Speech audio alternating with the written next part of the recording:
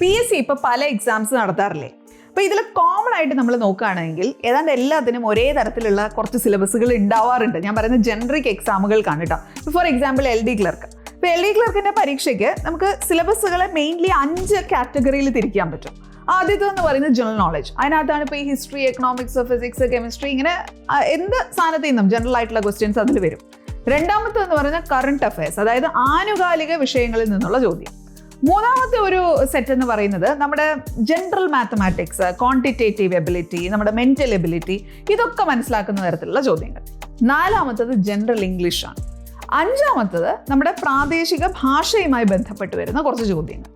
ഇങ്ങനെയാണ് ഈ പരീക്ഷകളുടെ സിലബസ് വരാറുള്ളത്. അപ്പോൾ ഈ ഒറ്റ സിലബസിന്റെ സെറ്റ് കേട്ടിട്ട് എല്ലാവരും നാളെ ഇതിന് തന്നെ പ്രിപ്പയർ ചെയ്യണം എന്നല്ല ഞാൻ പറയുന്നത്, അല്ലെങ്കിൽ എല്ലാ പരീക്ഷകൾക്കും ഇത് തന്നെയാണ് ചോദിക്കാൻ പോകുന്നത് എന്നുള്ളതല്ല. പക്ഷെ നിങ്ങളിപ്പോൾ ഒരു 11th 12th പഠിക്കുന്ന സ്റ്റുഡൻ്റ് ആണെന്ന് വിചാരിക്കൂ.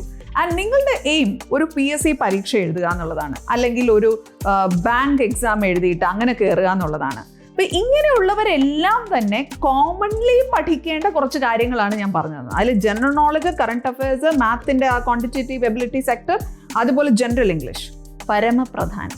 അത് ഇപ്പോൾ തൊട്ട് നമ്മൾ പ്രിപ്പയർ ചെയ്ത് തുടങ്ങുവാണ് എങ്കിൽ സാധാരണ എല്ലാവരും ചെയ്യുന്നത് പോലെ കുറേ സാധനങ്ങളൊക്കെ പഠിച്ചു വെച്ചതിന് ശേഷം പിന്നെ PSC കോച്ചിങ്ങിന് പോകണു എന്ന് പറയേണ്ട സിറ്റുവേഷൻ വരില്ല.